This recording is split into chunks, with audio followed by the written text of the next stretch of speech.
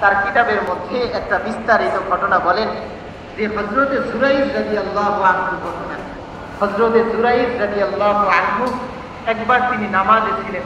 অনেক বহুত বড় বুজুর্গ ব্যক্তি ছিলেন। এত বড় বুজুর্গ ব্যক্তি ছিলেন যে পুরো এলাকার মধ্যে তার এই পরিমাণ খলিফা আর এই পরিমাণ ভক্ত ছিল যে যেই দোয়া চাইতো আর জুরাইজ রাহিমাহুল্লাহু তাআলা তার জন্য ওই দোয়াই করতেন, সাথে সাথে আল্লাহ তাআলা ওই দোয়াকে কবুল করে নিতেন। এত বড় বুজুর্গ আর এত বড় আল্লাহর ওলি ছিল জুরাইজ রাহিমাহুল্লাহু তাআলা। একবার নামাজের মধ্যে লিপ্ত ছিলেন, একবার নামাজে দাঁড়িয়েছিলেন। হঠাৎ করে তার মা তাকে ডাক দিলেন। তার মা তাকে ডাক দিলেন, ইয়া জুরাইজ তাআল বিনা, হে জুরাইজ তুমি আমার কাছে আসো, আমার একটু জরুরত আছে। জুরাইজ রাহিমাহুল্লাহু তাআলা তিনি তার মায়ের ডাক শুনলেন।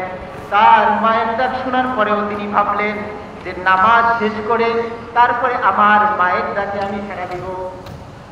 এরপরে জুরাইজ রাহিমাহুল্লাহু তাআলা নামাজ শেষ করে তার মায়ের কাছে গেলেন, কিন্তু নামাজের মধ্যে যেহেতু বিলম্ব হয়ে গেল, তার মা তার জন্য দোয়া করে দিলেন, হে জুরাইজ তুই যেহেতু আমার ডাকে সাড়া দিস নাই, সুতরাং আল্লাহ তাআলার পক্ষ থেকে এই দুনিয়াতে তোকে যেন আল্লাহ তাআলা মৃত্যুর আগে একবার হলেও বেশ্যা নারীর চেহারাকে দেখান। বলেন নাউজুবিল্লাহ। আল্লাহ তাআলা যেন তোকে মৃত্যুর আগে একবার হলেও বেশ্যা নারীর চেহারাকে দেখান। এই দোয়া করে কি মাতা তো দুনিয়া ছেড়ে চলে গিয়েছেন। জুরাইজ রাহিমাহুল্লাহু তাআলা হাদিসের ইমাম আসাকির রাহিমাহুল্লাহু তাআলা বর্ণনা করেন, কোন বন্যায় পাওয়া যায় 7 বছর পরে, কোন বন্যায় পাওয়া যায় 9 বছর পরে। ওই এলাকায় একটা ব্যভিচারী মহিলা ছিল। ব্যভিচারী মহিলার হঠাৎ করে একটা সন্তান জন্মগ্রহণ করলো। জন্মগ্রহণ করার সাথে সাথে ব্যভিচারী মহিলা অপবাদ দিল, আমার সন্তানের বাবা এই পৃথিবীর মধ্যে আর কেউ না, আমার সন্তানের বাবা একমাত্র হলো জুরাইজ। আমার সন্তানের বাবা কি? একমাত্র জুরাইজ। যখন এই কথা এই মহল্লাবাসী সকলে জানলো, জানার সাথে সাথে মহল্লাবাসী সকলে মিলে জুরাইজের কাছে আসলো।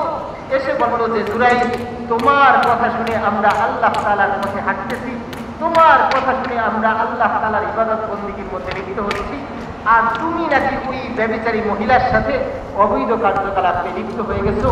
পুরো এলাকার মধ্যে জুরাইজ রাহিমাহুল্লাহু তাআলার বদনাম ছড়িয়ে গেল। জুরাইজ রাহিমাহুল্লাহু তাআলা সাথে সাথে ওই বাচ্চাকে ডাকলেন, বললেন যে বাচ্চাটাকে আমার কাছে নিয়ে আসো। বাচ্চাটাকে যখন তার কাছে নিয়ে আসা হলো, বাচ্চার মাথায় হাত দিয়ে জুরাইজ রাহিমাহুল্লাহু তাআলা বললেন, ইয়া আইয়ুহাল ওয়ালাদ মান আবুকা, হে সন্তান, এই পৃথিবীর মধ্যে তুমি তো একদম নাবালেগ শিশু, সুতরাং আল্লাহ তাআলা তোমার জবানকে খুলে দেন, তুমি নিজেই বলো মান আবুকা, তোমার বাবাকে।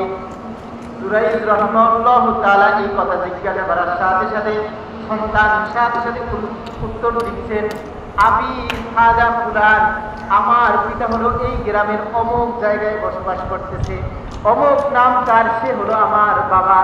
যখন মহল্লাবাসী সকলে মিলে এই কথা শুনলেন, শোনার সাথে সাথে তারা সকলেই তওবা করে নিলেন যে জুরাইজ রাহিমাহুল্লাহু তাআলা আসলে এই দোষ থেকে পরিপূর্ণরূপে পবিত্র। জুরাইজ রাহিমাহুল্লাহু তাআলা এই কাজ কখনো করেন নাই। কিন্তু এই ঘটনা থেকে আমরা দুইটা জিনিস শিক্ষা পাই।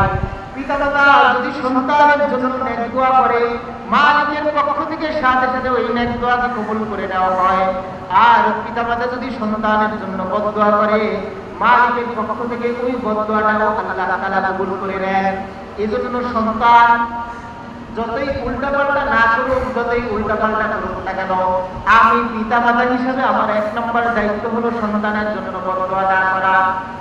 আর কিছু কিছু মা বাবা তো আছে, বদদোয়া করার পরে আবার দিল থেকে গিয়ে চোখের পানি ছড়ায় আর বলে, মালিক ঘরের বাহিরের মধ্যে তো বলছিলাম আল্লাহ তুমি আমার সন্তানের মুখকে দেখায়ও না, আল্লাহ এই ধরনের সন্তান তুমি দুনিয়াতে রাখো না।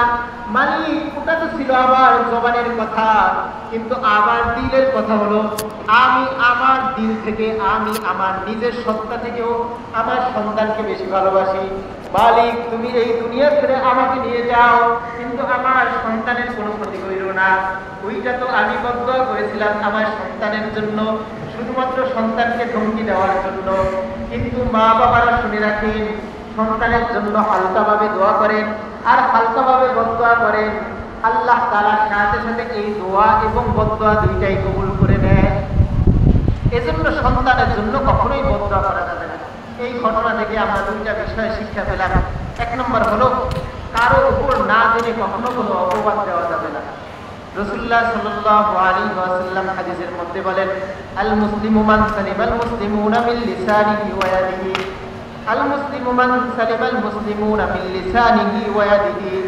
প্রকৃত মুসলমান হলো ওই ব্যক্তি যার হাত এবং জবান থেকে অপর মুসলমান নিরাপদ থাকে।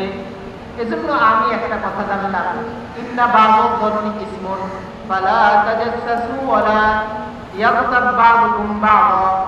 ইন্না বাযুদ যন্নি ইসমুন, মানুষের কিছু কিছু ধারণা এটা মানুষদেরকে গুনাহের দিকে ঠেলে দেয়। সুতরাং মানুষদের প্রতি আমি একটা কথা শুনলাম, শুনেই আরেকজনের কাছে প্রচার করতে থাকলাম, অথচ এটার কতটুকু সত্যতা আছে, কতটুকু মিথ্যা আছে, এটা কখনো যাচাই করলাম না। রাসূল বলেন, এটাই তোমার মিথ্যা হওয়ার জন্য যথেষ্ট, যে কারো কাছ থেকে তুমি কিছু শুনলা, শোনার পরে সাথে সাথে এটা তুমি প্রচার শুরু করে দিলা, অথচ এই কথাটা কতটুকু সত্য আর কতটুকু মিথ্যা এটা তুমি যাচাই করলা না। সুতরাং এই ঘটনা থেকে আমরা এটাও একটা শিক্ষা পাই। এক নম্বর শিক্ষা হলো, কখনো কাউকে বদদোয়া দেওয়া যাবে না। দুই নম্বর শিক্ষা হলো, কারো ব্যাপারে কোনো কথা শুনলে সাথে সাথে সেই কথা বলে দেওয়া যাবে না, যতক্ষণ পর্যন্ত এটা তাহকিক আর বাস্তবতা না জানা যাবে। তিন নম্বর আরেকটা শিক্ষা, সেটা হলো, উলামায়ে কিরাম বলেন, জুরাইজ রাহিমাহুল্লাহু তাআলা তিনি আলেম ছিলেন না। আলেম না থাকার কারণে নামাজের মধ্যেও যখন নফল নামাজে থাকা হয়, নফল নামাজের মধ্যে যদি মা বাবা ডাক দেয়, তো এই নামাজকে ছেড়ে সাথে সাথে মা বাবার ডাকে সাড়া দেওয়া এটা হলো জরুরি। এজন্য জুরাইজ রাহিমাহুল্লাহু তাআলা যেহেতু তিনি আলেম ছিলেন, আলেম না থাকার কারণে তিনিও বুঝতে পারেন নাই যে নামাজ ছেড়ে আমার মা বাবার ডাকে সাড়া দেওয়া জরুরি।